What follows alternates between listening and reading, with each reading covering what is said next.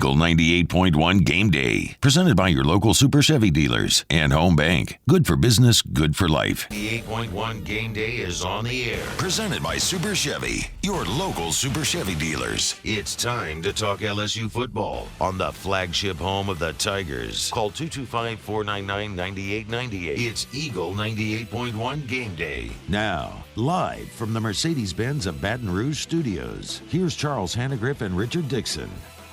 A first-half dream turns into a second-half nightmare as A&M blasts LSU 38-23 in College Station. Good evening, everybody. I'm Charles Hannegriff, along with Richard Dixon, Michael Patel, and Taylor Sharp here in the studio as our producers tonight. Taylor Sharp particularly has a great sense of timing. He volunteered to work one post-game all year, and it was this one. Nice call there, Taylor. First half, LSU controlled the action. They couldn't run the ball, but Garrett Nussmeier threw for 259 yards and 2 touchdowns, and that included some drops. And the LSU defense had Connor Wigman so out of sorts that there were only 2 things to be worried about when LSU took a 10-point lead to the locker room. Number one, with a nearly 2-to-1 yardage advantage, LSU's lead should have been bigger. 2 missed field goals, and LSU shutting down a drive at the end of the first half when Nussmeier got his foot stepped on, kept the lead at 10. 2, would Mike Elko move to Marcel Reed, who had played in 4 games and started 3, all of them A&M wins. Well, following the play late in the first half that he got his foot stepped on, Nussmeier missed a few routes. Rich, at that point I thought he might actually be injured.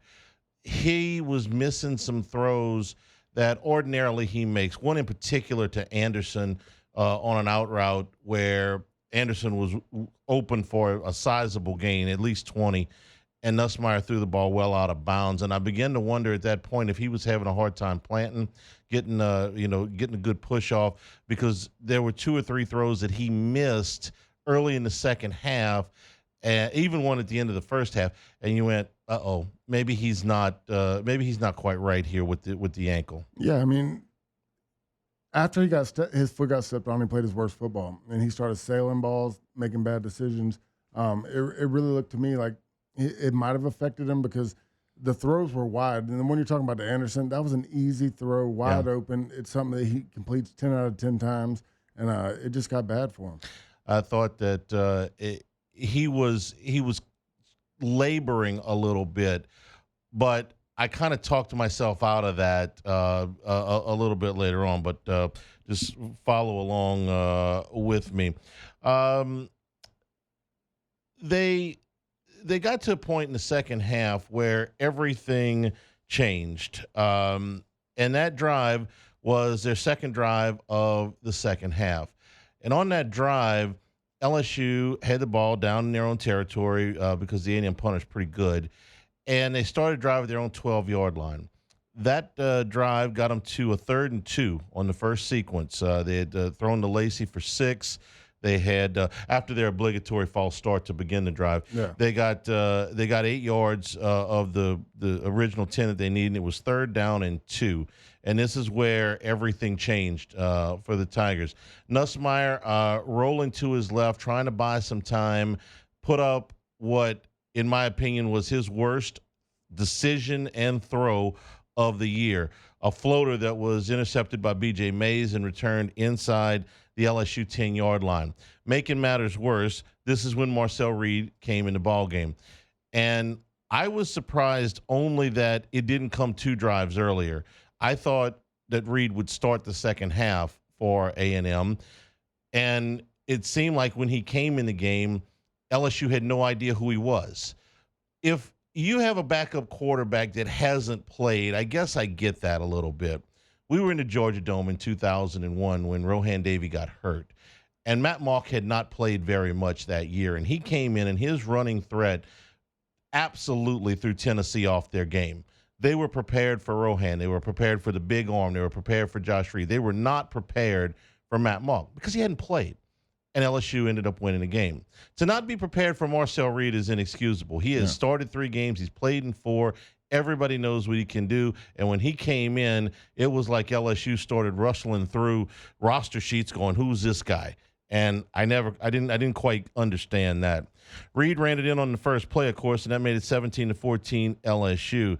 The following drive, LSU got bailed out on a double penalty with a pass interference and a personal foul on the same play, and that kept the drive alive. They did make a very nice drop-off to Lacey, where he made a nice catch on another poor throw by Nussmeier.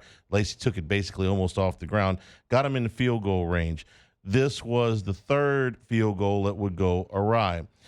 I can remember blaming field goal stuff on kickers. I can remember blaming it on snappers. I have a hard time remembering a game where at least two, if not three, were all on the holder. Yeah. Because neither of the spins on the first half field goal attempts were true. Both of them were sideways. Now, it was at the edge of Ramos's range. I don't know if he would have made them had they been spun properly with the laces out, but we'll never know. The 49-yarder wasn't there. It was short. It was short. It was short. Now, is it short if the laces are out? I don't know. Maybe. That's right at the edge of his range. Okay, if it's a 37-yarder, he's supposed to make that. A 49-yarder, that's right there at the end. So I don't know if he makes them or not. This one he never got an opportunity to kick because the ball was snapped. Kelly looked like he was more upset with Todd than he was with Roy, the holder rather than the snapper. So I don't know. They caught him saying a bad word on television. So he was very upset with Todd. So that's three on that. At least the holder had something to do with. Things got worse from there because they come back with the next drive, and not only was Reed effective running the ball himself, it opened up everything on the read option game, be it Le'Veon Moss, who we knew about coming in, or Amari Daniels, who had just some devastating runs for A&M. They go right back down the field. Reed keeps and scores again. A&M's got the lead with a minute to go in the third quarter, and they would never give it up. The next the next drive lasted 2 plays. This was the interception on the out route. I wasn't sure if this one was completely on Nussmeier's decision-making or if it was just a bad throw. You thought that this was a bad read by him. It was a bad read. He read man, it was zone. I mean, it is what it is. He thought he had an out route breaking on a man, and they dropped zone. He threw it right into the guy's hands. I mean, Nussmeier, look, he's played great all year long. This second half of football is the worst football he's played since he's been an LSU Tiger. This was rough. So A&M gets the ball back. Reed only threw 2 passes the whole night, and he out threw Wegman 70 yards. Yeah, he did. Wegman was a mess. This was the screen that set up a first down and goal. They get a touchdown, but a blindside block runs that back. They still, even at first and goal from the 18, managed to score. Reed kept it again. He would score 3 times on the night. That's more touchdowns than he had scored on the ground all year. Now, LSU did respond. They put together a gutsy drive at the beginning of the fourth quarter. A nice throw to Aaron Anderson that got down inside the 5-yard line. Green's touchdown was overturned, but they got the tush push. They got Nussmeier in the end zone. 2-point conversion was no good. 9:57 to go. It's 28-23 A&M. I did not think at that point that LSU was going to win the football game. I thought that A&M was going to go down and score again because they had no idea who Marcel Reed was. Yeah, they had absolutely no answer for him. I'm sure that they will tell you that they prepared for him and practiced for him. All evidence to the contrary, because they had no idea what to do with number 10. They practiced for Green last week. I mean, there's no. And they did a fantastic job with him. What Reed does better than Green does is he runs the read option better. It's the read option. I mean, the way that he sits in the pocket, and you're watching Savion Jones crash down and blow up the running back, and he pulls it at the last second. I mean, that's how the zone read's supposed to be ran, and he ran it perfectly. And then I thought that, after they made it 28-23, I thought that this was the call of the night for A&M's offense. They've got a first down. There's still at this point 10 minutes to go, just under 10 minutes to go. So there's plenty of time. If LSU can get a stop, which I had no confidence in their ability to do at that point, there's plenty of time for them to score. They can still win the game. They're within 5 points. And A&M pulled something on first down that I would have never expected them to do, and obviously LSU didn't either, because Reed unleashed a gorgeous rainbow throw right down the middle of the field for 54 yards to set them up. 2 plays later, they were in for a touchdown. It was 35-23, and that was sort of the issue. Okay, where to go with this thing? LSU couldn't run the football. They averaged a yard a carry. This was the 11th best rush defense in the Southeastern Conference going in. So we're not talking about the 78 Steelers here. LSU never could run the football at all. I think the longest run they had of the night was Nussmeier's scramble. Williams might have had one that was close, but even with minimal yardage being taken off for the sacks, they averaged 1 yard a carry. They had 24 yards rushing on the second drive of the game. They finished with 24. Yeah, with all the negative yardage, and most of it was on the backs. It wasn't even on the quarterback sacks, which ordinarily do those things. Nussmeier, he made 3 bad decisions. I don't know if the ankle was bothering him on the bad throws, but the ankle doesn't have anything to do with the decisions. And sometimes, and this is what the first one really made me mad, because that's his worst play of the year. He got a lot of pressure. Throw the god dang ball away. Yeah, and you've got the lead at that point. You got the lead at that point. Throw it away, punt. Your defense is playing good at that point. I mean, but he tries to force the ball, and look, I get it if you overthrow it, but the way he lobbed it up on that guy, I mean, it's inexcusable about the decision making he made. Yeah, he's going left. Yeah, and he's got to contort himself. He's got to throw it up there. A 4th-year quarterback, he's just got to know. And listen, you take the good with the bad with Nussmeier. He's made a bunch of dynamic throws. The throws against Ole Miss won the game. He's made a bunch of monster throws. He made some in this game. But what was the concern going into the year was that, hey, sometimes he's a little bit too overconfident for his own good. He tries to the gunslinger in him comes back out, and he turns the ball over. And that happened three different times tonight. In SEC play right now, he has 7 touchdowns, 6 interceptions. Yeah, that's rough. Yeah. That's really rough. So you couldn't run the football. Your quarterback made 3 bad decisions. Your special teams were abysmal tonight, and your defense, which played really well in the first half with Wegman in the game, if he plays the whole game, Nussmeier could have thrown 6 interceptions. LSU still would have won. But you had no idea what to do with Marcel Reed. Came in, again, this is a guy that has played a lot of football for A&M. He is not an unknown. He's not an untested quarterback. He's played conference games. They've won those conference games. You should have had some better idea with what to do with him, and they just didn't. They scored 31 points in the second half, and it was all accountable to him. So all of that and 5 more false starts. So this one was tough. If you thought the Ole Miss game was maybe one you should have lost, and you ended up winning it, there were a lot of ways that LSU could have won this game tonight. A lot of ways, but that's not how the score is going to read. That's not how the highlights are going to play. You had to watch this one from start to finish to know that LSU really squandered some opportunities in this game and were their own worst enemy for most of the night. 499-9898 is the number to call on the LeBear's hotline. We'll take your phone calls. This is Eagle 98.1 Game Day.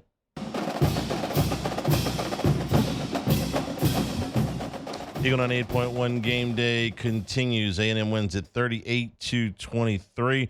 499-9898 is the number to call on the LeBear's hotline. Let's start it off with Matt in Florida. Matt, welcome into the show. Hey, guys. So I called in a few weeks back, and I was complaining about us starting out down by double digits, and I think I'd said at the time it was 10 games, but looking back, it was 9. Now, Ole Miss ended up being 10 games that we got down by double digits. And the crazy thing about that stat is I think we won like 8 out of those 10 games. So when we get up this game by double digits, I was thinking to myself, like, hell, I don't know if I really like this. So we finally get out to a well, they fixed that in a hurry, didn't they? Right. Look, we finally get out to a double-digit lead, and the result of that is we lose by 15. But one thing this game did remind me of was in 2011 when we played Alabama and we came out in the second half and we started running the option, and it looked like Alabama wasn't prepared for it, and we kind of were able to win that game. But this was kind of like this on steroids. But that kind of reminded me of that, where they really weren't prepared for it. But and one other thing I was pointing out, when he threw that interception, he was like he was just talking about that he was mad about. Dixon was just talking about he was mad about. That was on 3rd and 2. Yeah. I mean, all we need is 2 yards for a first down, and you're still slinging it downfield. But anyway, I just wanted to say that and get your thoughts on it. Thanks, guys. Well, it's 3rd and 2. We averaged 1 yard a carry, so that wouldn't have worked either. Yeah, you had to go for it on 4th down. Now, there's a situational awareness, and this is the perplexing thing about Nussmeier.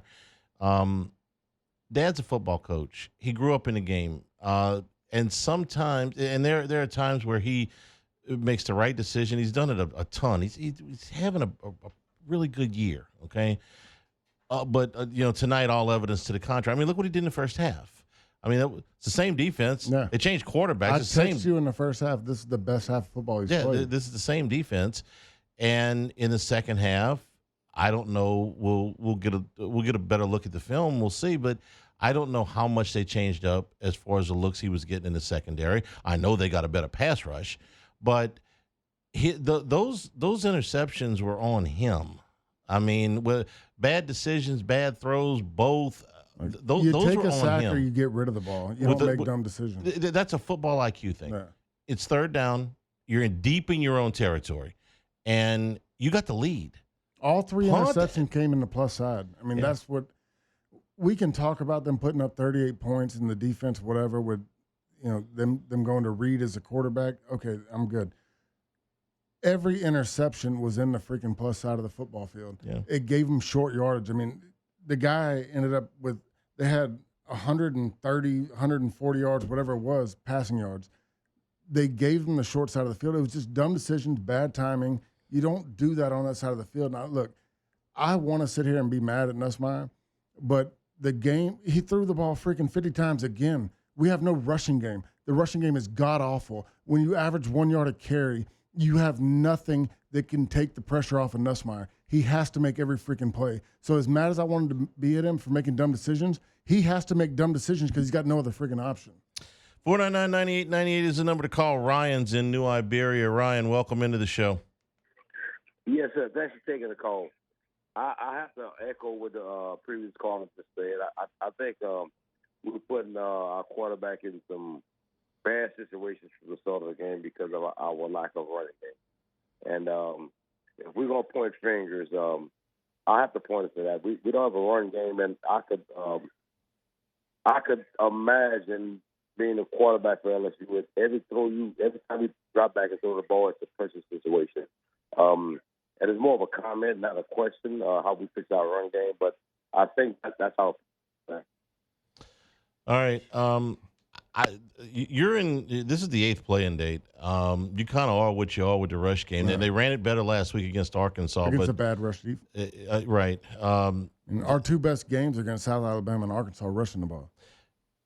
I hate to be the one to break it to you. Statistically, this was not a good rush defense for Texas A&M. Notre Dame ran for almost 200 on them. McNeese kept the stats a little bit skewed with the McNeese game because they were hopelessly behind and kept running the ball. So they compiled some garbage yards in that one. Mississippi State ran it for $125 against them last week, and Mississippi State's the worst team in the league. Yeah. They were starting to show that at least they had a heartbeat, and today Arkansas ran them right out of the building. So I don't look at A&M's rush defense as being one of the top 2 or 3 in the league. Statistically, it just doesn't. It doesn't we rushed show the ball that on them early in the game. The second drive, we were busting runs. We had a 10-yard run, a 13-yard run. We were moving at 4 and 5 yards at a time. And the thing we're not talking about yet is, and I don't know if it makes the biggest difference, but Dellinger going out crushed us. We did not gain. I'd love to see the breakdown in the second half, and I'll see it tomorrow, what we did in the second half rushing. Because we finished with 24. We had 23 on a second drive of the game, and then he goes out and we do nothing. I'll give you the second drive of the game, Rich, but they weren't exactly gashing him when Dellinger was in the game. Gashing him, but they had runs that set up the pass. Yeah. You get a 3 or 4 yard run, you move the ball, it looks okay. in the second half, I think we got hit for a 1 yard or no gain almost every single time we handed the ball off. It did look like they knew it was coming. Yeah. 499-9898 on the LeBear's hotline. Matt is in Baton Rouge. Matt, welcome into the show. Hey, guys. If you can't run and you can't stop the run, everything else is sort of just lanyap. I mean, that was the ball game. But something you said that was really smart a couple weeks ago that kind of showed itself tonight is this LSU team has a lot of 50-50 games. You can't say any game looking forward on our schedule is a loss, but you really can't say any of them are wins either. So every LSU fan saying, oh, we should have won tonight, You take the USC game, you take the South Carolina game, you take this game, you take the Ole Miss game, and you throw them in a bucket. We probably should have gone 2-2, and we did.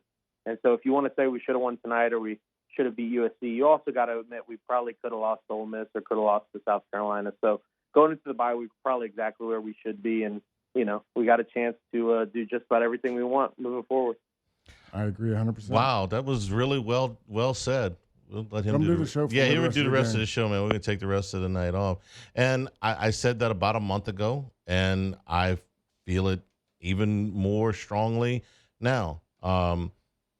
Vanderbilt shook the hell out of Texas today. You overlook that game, you'll lose. How good do you feel about going into Vanderbilt right now? I mean, that's I feel great because they don't have to. Vanderbilt's got to come here. If they had to go to Nashville, be scared to death. Yeah. Okay.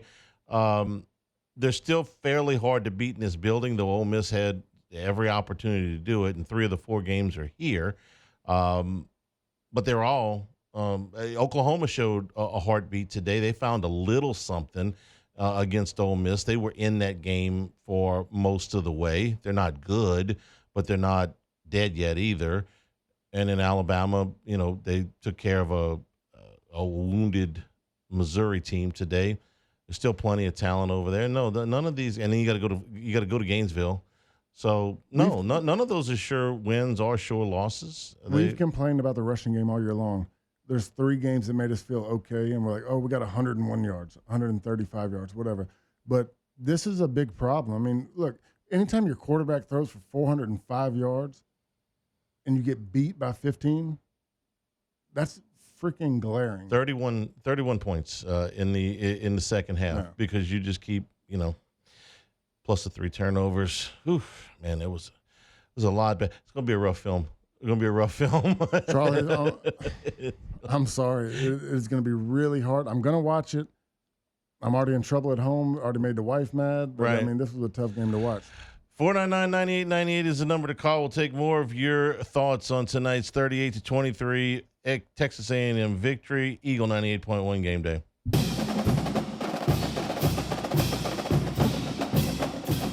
Eagle 98.1 game day continues. A&M wins at 38-23. 499-9898 on the LeBear's hotline. Carla is in Walker. Carla, welcome into the show.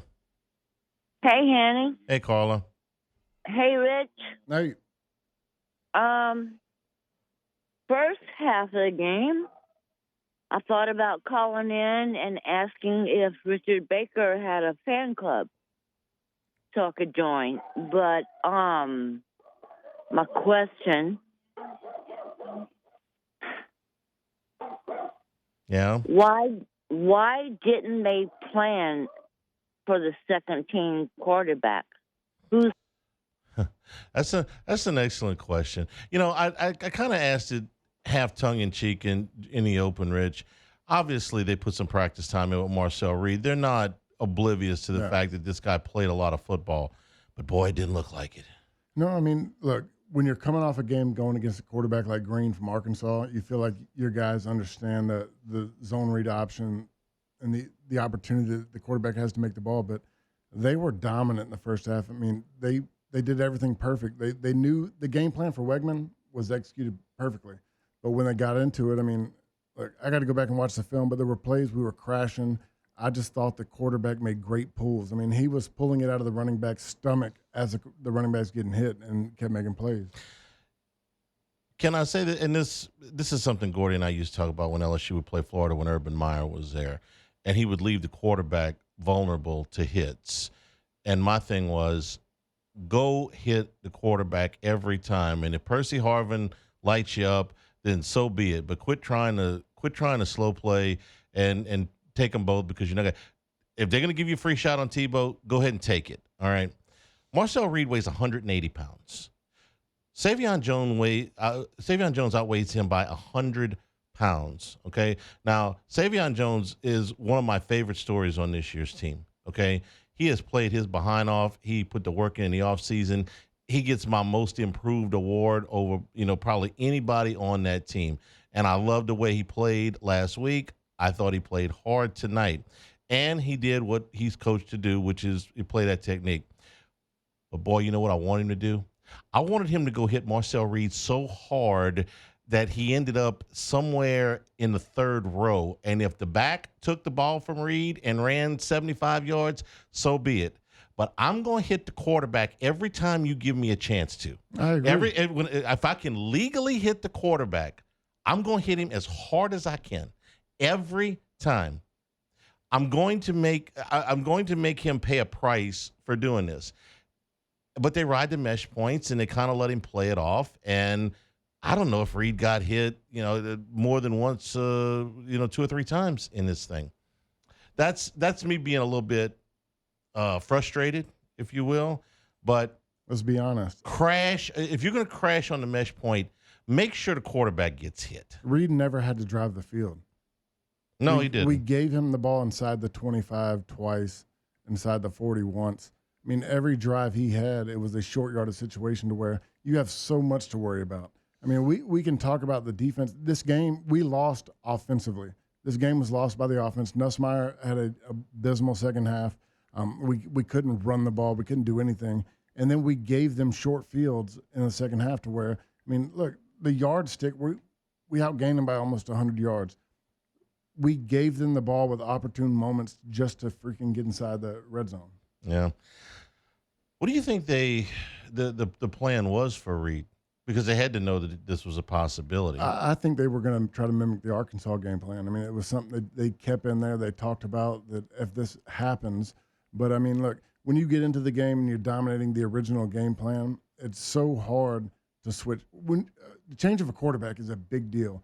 And most times you don't change a quarterback in a good situation. So for the second-string quarterback, the second option to come in there and dominate is very unlikely. Tonight it happened, but it also happened in short field situations to where you're trying to cover everything in a red zone situation to where he can even pull it and pass, whatever, give it, take it. There's so many things going on, but this is on the offense putting the defense in bad situations. Yeah, and give the kid credit. Reed played great. There's nothing. Scored, 30-something points with 2 pass attempts. 2 pass attempts. But he accounted for 132 yards. It felt like 3 times that. Yeah. It really did. 499-9898 is the number to call on the LeBerge hotline. Jules is in Abbeville. Jules, welcome into the show. Well, we're not big and rich tonight, unfortunately. You hit the nail on the head, Charles, with your opening statement. So my question, we have not been able to run the ball since Brian Kelly has gotten to be the coach. As far as I'm concerned, they have 2 running plays.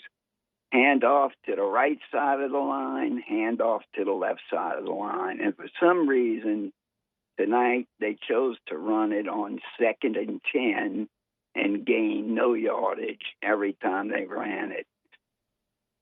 Rich, why can't we run the ball under Brian Kelly? Wait. I want to correct you, and because I know what you're saying, but it's not that they couldn't run the ball the last 2 years. It's that they had Jaden Daniels. Yeah. Jaden Daniels made up and masked a lot of deficiencies in the rest of your run game because he was your run game. And so maybe some of the things that might have developed in the run game outside of the quarterback were never necessary. Or, the offense was so good last year. I mean, if Daniels wasn't running, then he was throwing to 2 first-round receivers. I mean, all 3 of those guys I think we ended up 2nd in the conference in rushing last year. Yeah, all 3 of those guys are tearing up the NFL. I mean, they're all off to great starts. It's a style of run, and this is something that Brian Kelly hasn't had to do. When you have a Jaden Daniels who can pull it on these zone read options, similar to what we're talking about, what Reed did in the second half, it opens up the game. I mean, you have so many different things that the defense has to worry about. The ends just can't crash on the running back. They got to worry about the pull. And, now it's just a style that, look, we keep talking about the experience of this offensive line. And they've been together for 3 years, but they've never had to block this style of run. And it's something we're not good at. I think the tackles have done decent, and I'd say mainly Campbell's done decent. The guards have struggled with it.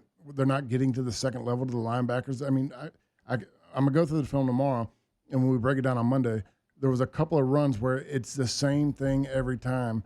We're having a center reach up to a linebacker that can't get there, and it blows up the play.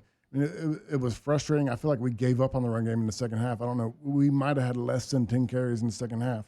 Run blocking is not run blocking? Run blocking is What I'm depends on the guy asking who's you, if they're running a zone read, if they're running a zone read, they don't know if he's going to keep it or if he's going to give it. No. Right? So in run blocking, But how often did we give it? We had a guy that escaped the outside with elite speed. Yeah. These guys, I mean, everybody runs the ball differently. You got to understand how the running back's going to move, what the running back thinks. There's chemistry into a running back pressing so long before he breaks inside, knowing that the tackle's got to leverage on the outside versus his hands on the inside. It's nothing that we do good. Look, the only times we've done well against really bad rush defense, this defense wasn't supposed to be really good in that, but they blew it up all night long. 499-9898 is the number to call. We'll take a break, come back with more of your comments. 38-23 the final. A&M wins it. This is Eagle 98.1 Game Day.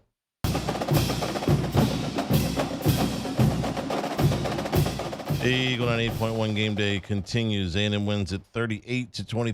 499-9898 is the number to call on the LeBear's hotline. Mike is up next. Mike, welcome into the show. Hey, how you doing this evening? Good. So, looking at it from my perspective, I think we were out-coached tonight, being that our defense wasn't prepared to play for their backup quarterback. How do you feel about that?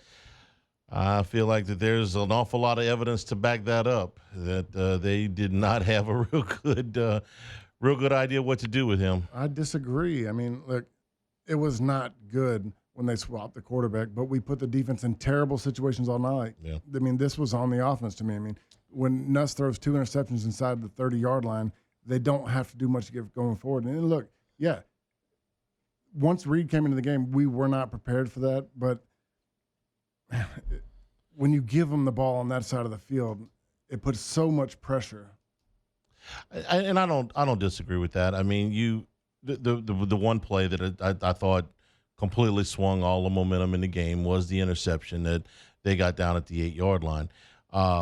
But watching them run the ball the way they did in the second half, I don't have a ton of confidence. We'll never know, but I don't have a ton of confidence that if Nussmeier pulls the ball down there, takes a sack, runs out of bounds, whatever, they punt, A&M gets the ball on their own 40-ish. I got no confidence when Reed comes in the game that LSU is going to be able to stop him. Now, I fully acknowledge the difference between driving 60 yards and driving 8 yards. The spirit's broken. I mean, the defense, I mean, I think their spirit is broken to that point. They played the best half of football they've played for LSU in 3 years.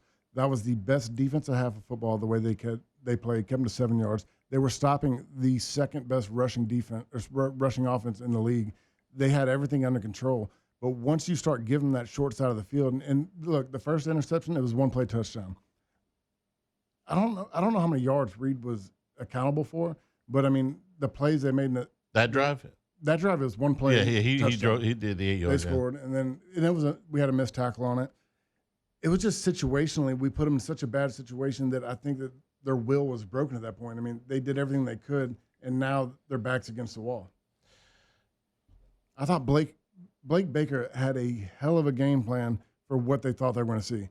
When they made the changes, yeah, it got tough, but they were given tough situations to make a play in. Yeah, Wegman was off from the very beginning. The first pass he threw sailed one for like 10 yards over the guy's head. Yeah, and it was an open slant. Yeah. It was an easy throw, and he sailed it. And I thought, okay, he's sort of off to a rocky start. and he was all over the place. That's why I said I thought at halftime that they would make the move. I didn't see any. If Wegman is the quarterback the whole second half, they would have won the game even with the 3 interceptions. I think they'd have won by 3 because we did nothing offensively in the second half. No, they didn't. But yeah, they would have had to. I mean, there's so much that went wrong in that second half. It's hard to pinpoint. Look, and we can sit here and talk about the 3 interceptions and what Nussmeier did. And then look, it was every interception made tonight was unexcusable. I can't give a reason. I'll go back and watch film and maybe I change my mind Monday. But it was just god awful offense in the second half. And then you give the defense with short sides of the field. I mean, it was miserable. There's nothing you've done in the second half. It's just a bad half of football. The 2 field goals in the first half, if you make even one of them. You put more pressure on them. Yeah. I mean, you make the decision-making change on the offensive side of the ball. How'd you feel at halftime? At halftime, I felt like that it was going to be a close game because we left points on the board. That's what I thought. Before I knew who was going to play quarterback in the second half, that was my one thought was they should be up more than they are. And then I looked at the yardstick, and now it's almost 2-1. Yeah. Now I really know that they should be up more than 10 points. And, man, I have seen that movie a million times. You leave points on the board, especially on the road. 2 weeks look, we all talked about the Arkansas game, and we were happy about it. I was frustrated because we kicked 4 field goals. Yeah. That is not winning football when you get into the red zone and then you can't score. Like, I feel better about it busting a big play outside the 20 than we get inside the 15 and the field's shortened because we can't run the football. They start dropping into zones. They cover the passes. It is so hard for us to score inside the 20. Well, and it has been. I think it's going to get a little bit easier because I think Trey'Dez Green is still a problem down there. Now, he makes a little bit of I was happy he didn't stretch the ball out and try to fumble it. I would have stretched the ball out. Better make damn sure it gets crossed because if it gets knocked out, you saw what happened in the Dolphins game last week. I wanted to talk about that, but we scored on the next play, so I didn't mention it. Right, but he's gonna help in the red zone. Yeah, I mean, but he has to look. Nussmeier. I'm trying to be very careful with what I say. Your frustration is evident. I get it. We force the ball to him on the inside, and we throw it high all the time because he's not open. We got to do something because no one in the league respects a run game from us, and I don't blame them at all. They all drop zone. When you're playing inside the 5-yard line and you have 7 guys drop back to cover, they don't think you can run the football, and that makes it harder on everybody. I mean, Green is your best option because he has so much length that he can be covered and be uncovered at the same time. But we have to be able to make those linebackers creep up, and there's nothing that we're doing right now that makes them want to respect the run. You got any ideas about how to fix that? Not yet. No. I mean, I can suggest that you go under center a little bit more, but I'm not sure that solves anything. No, I mean, look, everybody's talked about give Durham the ball. He had 14, 13 carries or whatever. He averaged a yard a carry. He busted one early. Williams busted one early for, plus 10. But outside of that, I mean, every time they got the ball, they were hit behind the line of scrimmage. The guards were getting blown up. The center, we've had our problems with him. Like he's a tall guy. He's a young guy. He's learning. But then when you lose Dellinger, you had nothing to the left side. When I go back and watch, I'm almost positive they did not try to rush the ball to the left side after Dellinger was out. You're probably right. I didn't think about it like that.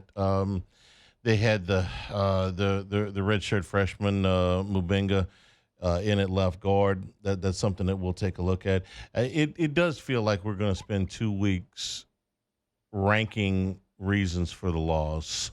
We're going to start with it's like a multiple choice question. Do you think it was A, that they threw 3 interceptions, B, that 3 field goal attempts were completely botched, 3, that they didn't prepare for the rushing attack that Marcel Reed was going to give them, or D, all of the above? But I mean, at this point we're ranking reasons for the loss where all of them played a role in this thing tonight. In a half. In a half of football. No, in less than a half because it all started with 8 minutes in the third quarter. Oh, I'm frustrated. If he would have held Reed for 2 more drives and then they put him in the fourth quarter, and it would have been too late at that stage. Maybe now I'm wishing we'd have let Wegman complete a couple passes. I mean, God, too hard on him. We're too hard on him. That's Blake Baker's probably fault, man. He was too hard Should on have him. known better. And he don't knock the first string quarterback out. He looked completely out of sorts. They had a very good game plan for him. The offense scoring 6 points in the second half and rushing for 24 yards. Let's be honest, 3 interceptions. We can talk about the defense all night long. This game's on the offense. I'm gonna carve out a little bit of the blame on the other side. Okay, as good as they were against the first quarterback, they were that bad against the second one. But your field position point is well made. I can't argue that at all. 499-9898 is the number to call. We're brought to you by Supreme Rice and SupremeRice.com. Try the new parboiled rice, closest thing you're going to get to restaurant rice that you can buy and cook at home. It's got a delicious texture to it. You're going to love it. Part of the Supreme Rice family. Now you can get the brown, the long grain, the medium grain, or the jasmine. And now the parboiled rice from Supreme Rice. Part of the Climate Smart program, promoting methane emissions reductions, and promoting water conservation. Support our Louisiana farmers down in Southwest Louisiana since the 1930s. You can get Supreme Rice at Rouse's, at Walmart, anywhere you buy rice, make it Supreme Rice. 3 games in the month of November that you can get for tailgating. It's great for red beans, great for gumbos, great for stews and etouffees. More information and great recipes, go to the website SupremeRice.com. This is Eagle, 98.1 Game Day.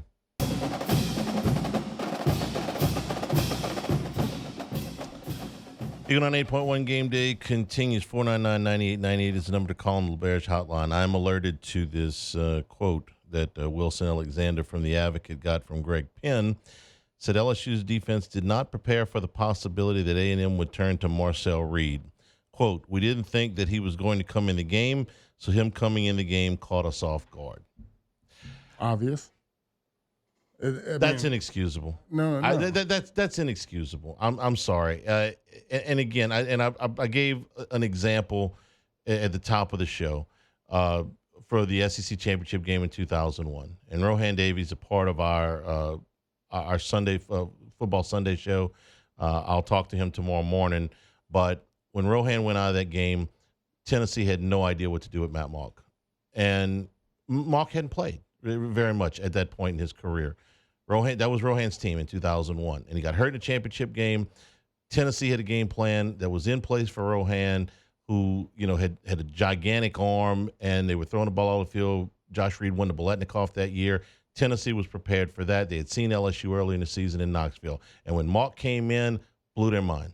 Okay, he made a bunch of key runs. LSU won the game, and you know the rest of the story.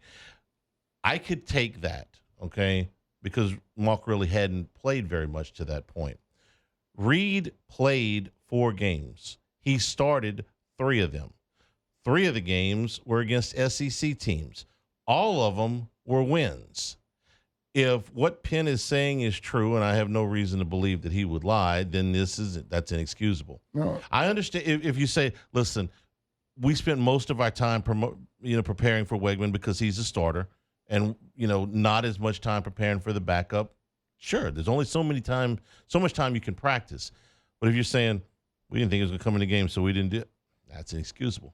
I completely agree with you. And the only thing I can think of from a coaching standpoint is they put everything in the game plan for Wegman with the fallback of if they go to Reed, we can switch back to what we did for Arkansas, and it didn't work out. Not in their defense, because there is no defense. No, I'm sorry. I was going to say he didn't have as big of a game. No, he rushed for 91 yards that was against Bowling Green. He rushed for 83 yards against Florida. That's plenty, okay? He rushed for 91 against Bowling Green. Okay, that's Bowling Green. Arkansas and Missouri kept him bottled up. Arkansas, 10 carries for 13 yards. Missouri, that doesn't really count because he came in late in that game. So that was the one game Wegman was really good. Yeah. He started. They won that game 41-10. Reed got in the game very late, so throw that one out. He had 91 yards against Bowling Green and 83 yards against Florida. No, you had to know that this was a possibility. He had 34 carries in the 4 games coming into this. So that's bad. That's really bad. Matt is in Baton Rouge. Matt, welcome into the show. Matt? One? Nope. Joshua's in Baton Rouge. Joshua, welcome into the show. Thank you, man. Hey, first off, guys, excellent analysis. That's why I love listening to you dudes. Thanks. Tonight and during the week from now and back several years. Look, quick preamble. Man, I grew up watching the Saints and the Dolphins and the Tigers and the Spurrier Gators back in the day. And drives me crazy watching the Saints run pass 3rd and long, watching Florida tear it up, and then watching the Miami Dolphins throw the ball. And you know, it's all about aggression. And I'm wanting to see what y'all think about Sloan and the play calling. And I feel like Sloan's not the answer, or just we're. I feel like, you know, you get a lot of people saying we're predictable, but we got a lot of talent, a lot of weapons, and I just feel like we're not kneecapping ourselves, but at the same time, it's just we're doing the defense a favor by just not mixing it up. And I'm going to hang up and listen. Thanks. The numbers don't bear out what you're saying, and I get why you're frustrated, and I get why you think that because of the lack of the rushing game. But coming into tonight, LSU had the top scoring offense in the conference in conference games only. And if you add all of the games, they're still 5th. And it was, let me see. It's 7 points behind Ole Miss, but it's only 4 points behind what Alabama and Texas are doing. So, by and large, the offense has scored enough points. It's game by game. When we get into this game like this, the running game gets shuts down, and it does become predictable. That's the frustrating thing is, you know, I'm not without sympathy for Sloan in that he was trying to run a one-dimensional offense tonight. You can only run it so many times to keep the defense honest when you are getting a yard. I mean, you're starting every drive 2nd and 9. I felt like there was points in the game when we knew we couldn't run the ball. We handed the ball off expecting nothing, just to show them that we would hand the ball off. No, that's exactly it. Yeah. It's to keep them from cheating too much. So if you're frustrated by the lack of balance, I get it. But they are, for the most part, again, I understand the problems that they had tonight. But coming in the 7 games before this, they're scoring as many points as just about anybody in the league. We moved and the ball, in league games too. We moved the ball at will in the first half outside the first drive. I mean, the first half we were hitting everything. The short passing game, the drag routes, the quick hitches, the passes to the back. We were moving the ball well. It was just in the second half for some reason, especially once we got behind and we started trying to press the ball down the field, they were dropping so much in coverage. And look, our offensive line was 3 sacks tonight? The most pressure that Nussmeier had seen. Yeah, he had been sacked twice coming into the game. He was sacked 2 more times tonight. Okay. So and he was knocked down a few others. They doubled the number of sacks on the season. Ron is in Baton Rouge. Ron, welcome into the show. Well, thank you for taking my call. Sure. In that last series, when we're on offense, we only had 5 down linemen. Did you know that? You talking about the last drive of the game or the last drive of the half? Huh? The last drive of the game or the last drive of the half? Last drive of the game. Last drive of the game. Okay. 5 down linemen on offense. And on defense, a lot of the second half, they only had 3 down linemen on defense. Mm-hmm. I think the coaching staff has to bear a lot of the blame what happened tonight, too. There's plenty of blame for the coaching staff. No argument there. They dialed up some pressure at the end on the last drive because they knew LSU was in a bind. I mean, the game was pretty much decided at that point.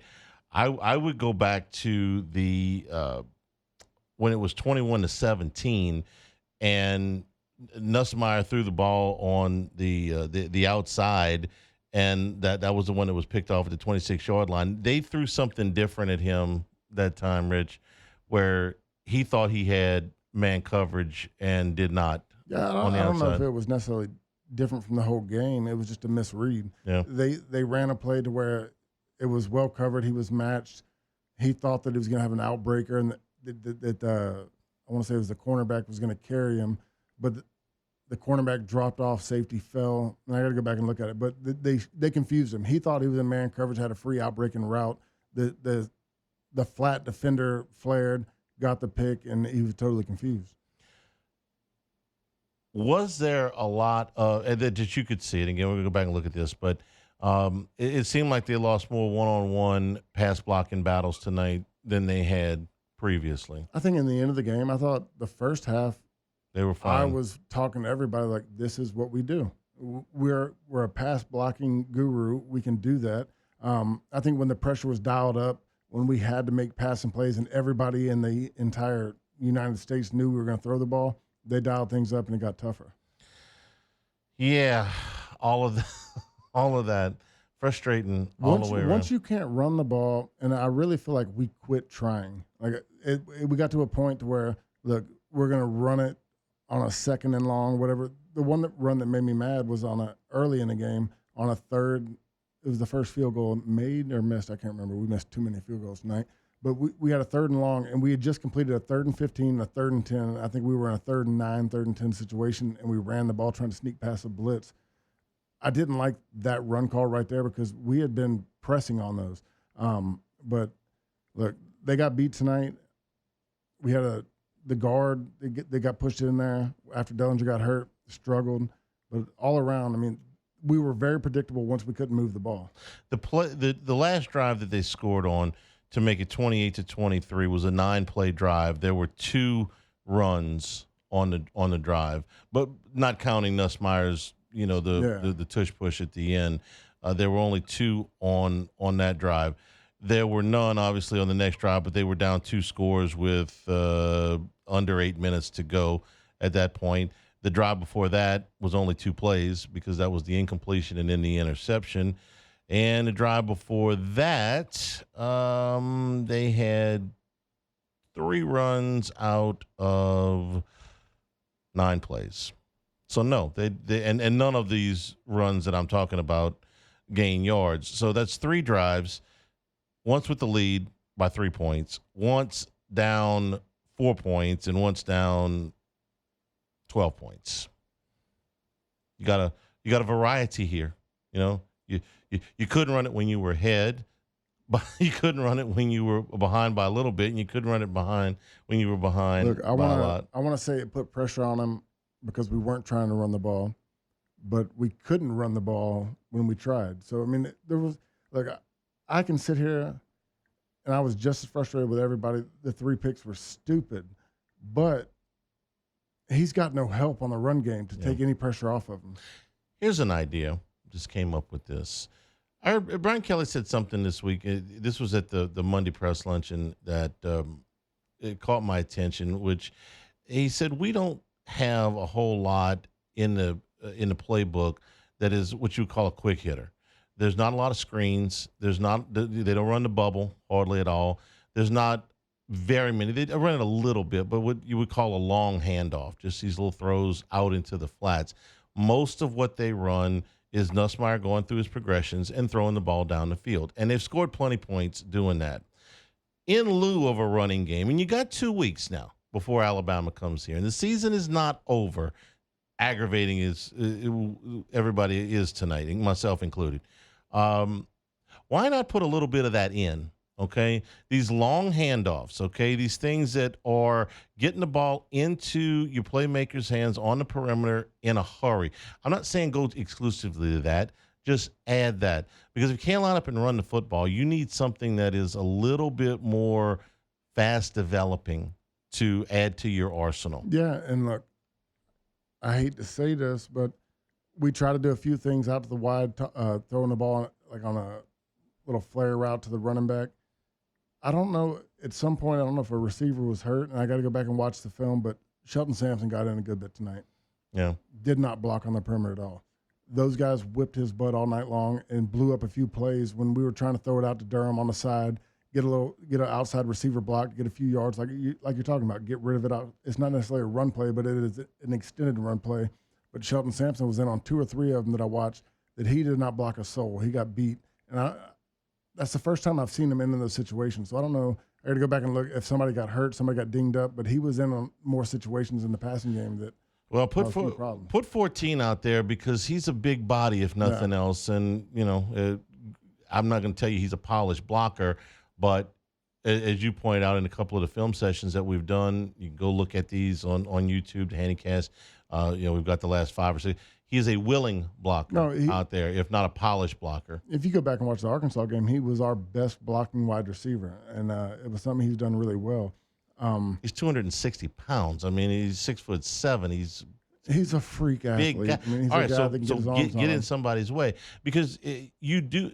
But Durham is, going back to that real quick, and I will say because I saw a couple plays tonight when we talked about, and it kind of confused me because he played so much against Arkansas, where he talked about trying to teach him the whole offense. He was lined up wrong 2 or 3 times tonight where Nussmeier had to go get him, adjust him, move him out.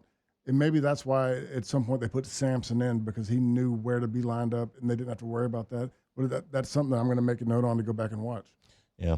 And again, these long handoffs, Durham is fine to do that because he's got great acceleration. But Anderson right now is, one of your playmakers. I'm all for getting the ball in his hands a little bit more. Yeah, I mean. That was a hell of a catch and run he made. Shoot, that was. He took that off the ground, man. That wasn't a good throw by Nussmeier. No. Threw it behind him. He made a great catch. I'm sorry. It was Lacey that took the ball off the ground. Anderson, the ball was behind him. The ball was behind him on that, and yeah. he had to catch it off his hip. Yeah. All right, we'll take a break here. A&M wins at 38-23. This is Eagle 98.1 Game Day. Eagle 98.1 Game Day. Stat Check. Presented by Luba Workers Comp. Luba Workers Comp. Delivering genuine dependability. This is not going to make you feel any better. First downs, LSU 20, A&M 17. Total yards, 429 for the Tigers, 376 for the Aggies. Passing yards, 405 for LSU, 134 for A&M. Like I said, it's not going to make you feel any better. 24 rushing yards for the Tigers, 242 rushing yards for the Aggies. That's a problem.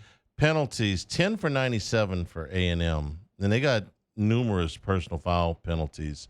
That helped us out. Yeah, big time. The double when you had the pass interference and the personal foul. And I love that on Turner from A&M because he was the one I caught a lot of clips. People sending me pregame. He was the one that was trash talking. He was the instigator. Instigating stuff. And look, they missed one on the very next play. He threw a haymaker at a guy that got missed. He just dirty. It was dirty. It was dirty. Now, on the other hand, I didn't think that the targeting call was necessarily a dirty play. I thought it was targeting, okay? He hit him helmet to helmet. 10 years ago, that's a great block. Yeah. I mean, explain this to me before I get with the rest of the yardstick. I get that it's helmet to helmet and he's got to be ejected. All right, fine. But how do you get accused of throwing a block on a defenseless player when that player is the free safety in the middle of the field with his entire field of vision open to him? It's soft football. I mean, you didn't hit him from behind. I mean, the Sage is in the middle of the field. That's right? the play that everybody growing up wanted to get. I mean, it's a crackback block. It's a crackback block. That's where you made the big hits. I mean, that's what you lived for when I grew up playing football, is to get that opportunity to just smoke the dude that was coming across the field. Yeah. And look, by rule, he hit him with his head, targeting. And look, for us, thank God, because we needed something going on that drive. Yeah. But I don't know what you do. I mean, They used to tell us, scream, if you had the view and your teammate did, crackback, so you could get your head on the swivel, I mean, that's what we were taught to do. I mean, it's a new age in football. I didn't think it was dirty. I didn't think it was dirty at all. It's not dirty at all. It's what everybody that's played football their whole life was taught how to do. Now it's just you got to get lower. I think if he hits him in the shoulders, he gets a little bit lower and makes the same block. It could be just as devastating, just as violent, but doesn't get the call. But I understand why they threw him out the game because the helmet's hit. Okay, so he's up too high. I get that part, but the defenseless part on the defensive back, you got a hard time telling me that the free safety's defenseless. I'm sorry. I don't think that's not dirty part football of the at all. No, you can't say defenseless. Look, if you want to say he hit head-to-head, that's where he messed up, but he made the right play. 10 for 97 for A&M, 5 penalties for 35 yards for LSU. Those were all false starts. Turnover. How did it get to be 35? If there were 5 false starts, didn't we say 5 false starts? There was 5. Wouldn't that be 30 yards? 30. I got something else I got to go look at. All right. 3 turnovers for LSU, 1 for A&M. Time of possession nearly equal. 30 minutes and 33 seconds for A&M, 29-27 for LSU. Individually, Garrett Nussmeier, 25 of 50, exactly 50%, 405 yards, 2 touchdowns, and 3 interceptions. He was sacked twice. Connor Wegman, 6 of 18, 64 yards, no touchdowns or picks. Marcel Reed, 2 of 2 for 70 yards. 100%. LSU rushing, Josh Williams, 7 carries for 23 yards. Caden Durham, 11 carries for 15 yards. Nussmeier, 4 carries for -3 yards, and that was with the 12-yard run that he had that made a first down. And then the team had -11 yards as a group. Amari Daniels, 91 yards on 12 carries for A&M. Le'Veon Moss, 14 carries for 83 yards. Marcel Reed, 9 carries for 62 yards. Reed had 3 touchdown runs. Moss had 2 touchdown runs. LSU receiving, Aaron Anderson, 3 catches for 126 yards and a touchdown. Kyron Lacey, 5 catches for 106 yards. Caden Durham, 4 catches for 56 yards. 40 of those were on one play very early in the game.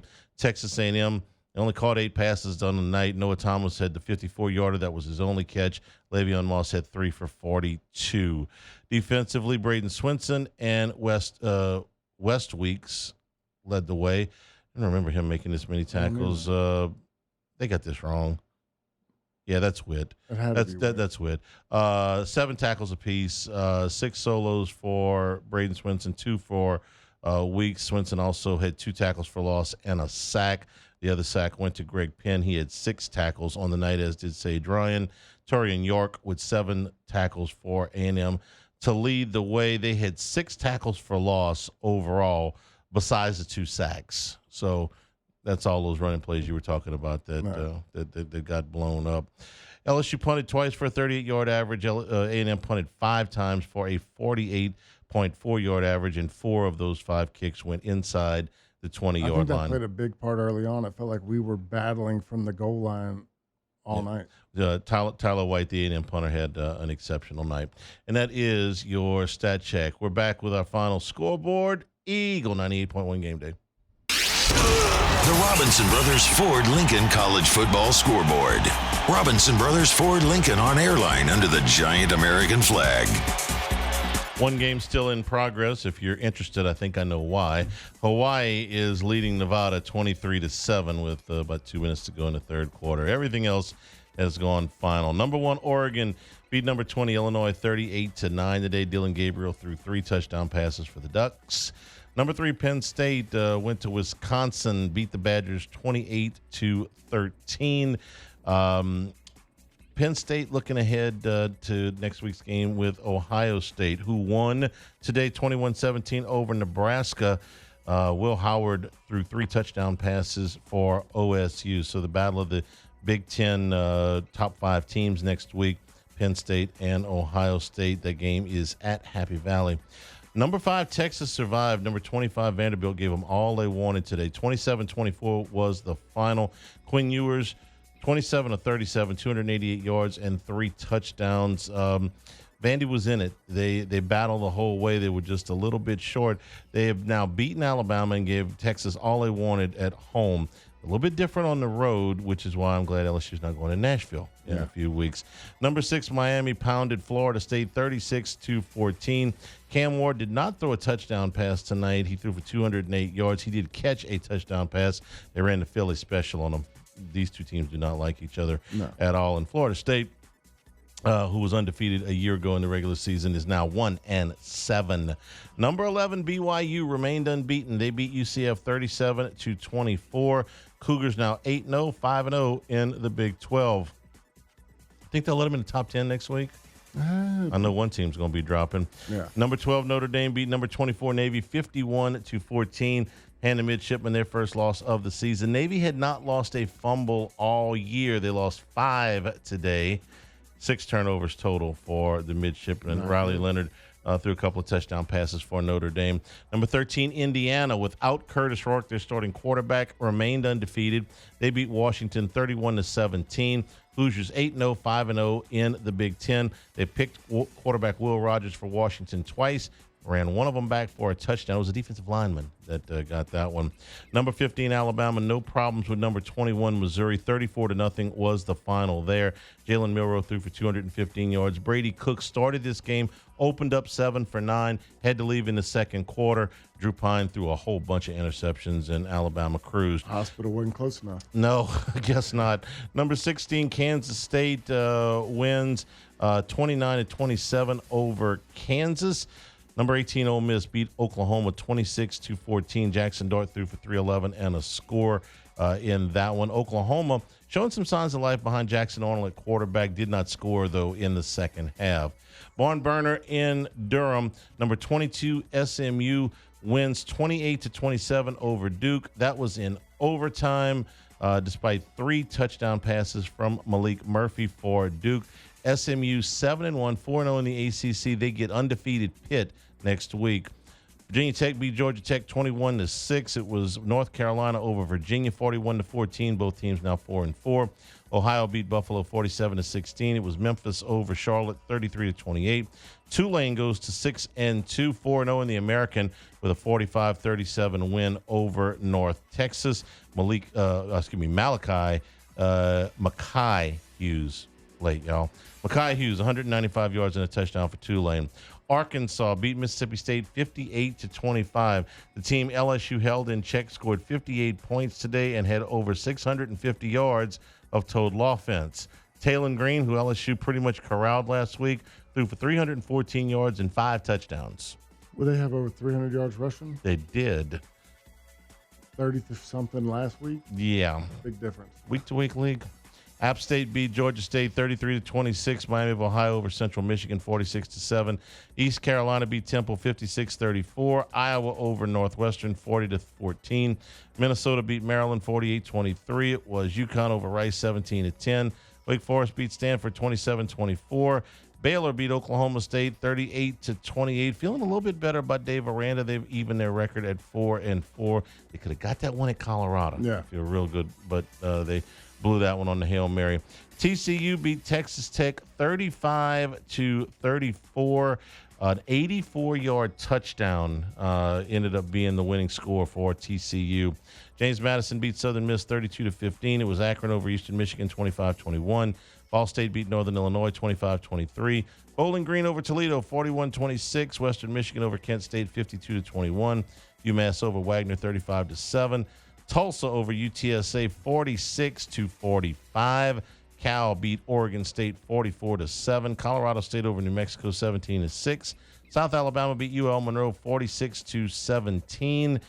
West Virginia over Arizona 31-26. Houston beat Utah 17-14. Promising season for Utah has gone off the rails. They are 4-4, 1-4 in Big 12 play. Utah State beat Wyoming 27-25. It was Arkansas State over Troy 34-31. Michigan changed quarterbacks. They beat Michigan State 24-17. It was Auburn getting their first SEC win of the season today. They beat Kentucky 24-10. Peyton Thorne to a touchdown pass, and Jaquez Hunter ran for 278 yards and 2 touchdowns for Auburn. Where was that, a week ago? Fresno State beat San Jose State 33-10. Colorado gets bowl eligible. They go to 6-2. They beat Cincinnati 34-23. Shedeur Sanders threw for 323 yards and 2 touchdowns. Leading rusher for Cincinnati, Corey Kiner. Remember him? Yeah, from LSU. liked him. Ran for 94 yards for Cincinnati. Travis Hunter, 9 catches, 153 yards, and 2 touchdowns. Yeah, I'd say he's healthy. Washington State beat San Diego State 29-26. And let's see if I got one more score for you, or do I? Yep, Florida A&M beat Southern 24-6, and Texas Southern beat Grambling 24-17, and that is your college football scoreboard. Game balls are next. Eagle 98.1 Game Day. Eagle 98.1 Game Day. Game Balls. Presented by WCK Foundation Repair. WCK Foundation Repair. Support your home team. WCK Foundation Repair. I'll let you go first. I'll go with Aaron Anderson with the big plays he made. Yeah, he was really good tonight. 3 catches for 126 yards. The 76-yarder was the touchdown. The other long play ended up putting up, setting them up down on the 3-yard line. They punched that in. It was their final touchdown of the night. That's a really, really good pick. Might have to go with that one too. I was about to say, I don't know. Kyron Lacey made some nice catches too, and a couple of nice moves. 5 catches for 106 yards is a very nice evening, especially since one of the ones the one he picked up almost right off the ground was catch, great play, third down. You know, the key point in the ball game. So that was pretty good. Probably gonna hold it up right there. That's where. That's kind of where I want to stop. This one was tough. A&M wins it 38-23. LSU goes into the bye week at 6-2 and 3-1 in conference play. We're back to wrap it up. Eagle 98.1 Game Day.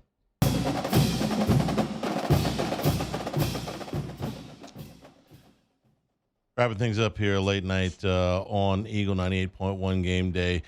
All right, so here's, and nobody wants to hear this right now, but I'm going to say it anyway. There's still a lot of things on the table for LSU. This is not, said this before the game, the winner was going to have a leg up. Winner was really, really good shot to go to the SEC championship game. A&M is now 5-0 in the league. Their next 2 games in the league, they've got a run a win in November, but their next 2 games in the league are at South Carolina and at Auburn. They'll be in pretty good shape to win both of those games, but if they slip up anywhere, they got Texas in the final game in College Station. They've got a leg up. Nothing's guaranteed, and right now going on the road in the league, hey, look, anything can happen. For LSU, you're in a logjam with a lot of other teams, and I'm not going to, certainly not at this time of night, going to go through all of those possibilities. But if you end up losing out on some tiebreak, if you can win the rest and lose out on some time, you got to win the rest. Yeah. I mean, you got to win out. Well, this is the thing. You can win out the rest and not make the SEC championship game. That's possible. You could lose out on some tiebreakers. You could win out the rest and make the SEC championship game. Either one of those things, I think, puts you in good shape to make the playoffs. I think a 10-2 LSU team that doesn't go to Atlanta makes the playoff. I can't prove it, but that's just what I think right now. If they go 10-2 and manage to get to Atlanta and lose there, I still think that there's going to be a strong push to have the SEC runner-up. Now, if you lose another game, then it's pick your favorite bowl game, whichever one is left, which with the current playoff is essentially college football's version of the NIT. Yeah. So where you go and who you play at that point, I'm not sure is the most relevant thing in the world. So you got 3 of your final 4 games at home. You're hard to beat in that building. If they'd won this game, it would have definitely been favored in all 4. I still think they're going to be a small favorite over Alabama, and they'll definitely be favored in the other 2 home games. If Florida were to beat Georgia next week, then maybe in Gainesville. But you're going to have a great shot to win all these games. You could win them all. You could lose them all. You could do something in between. We'll take a week off. We'll regroup. I'm talking about us, not them. Yeah, we're going to take a week off and regroup. And Alabama comes to town for the next game. So LSU 6-2, 3-1 in Southeastern Conference play. Final score once again: A&M 38 and LSU 23. For Michael Patel, for Taylor Shaw, for Richard Dixon, I'm Charles Hanniger saying thank you and good evening. This has been Eagle 98.1 Game Day.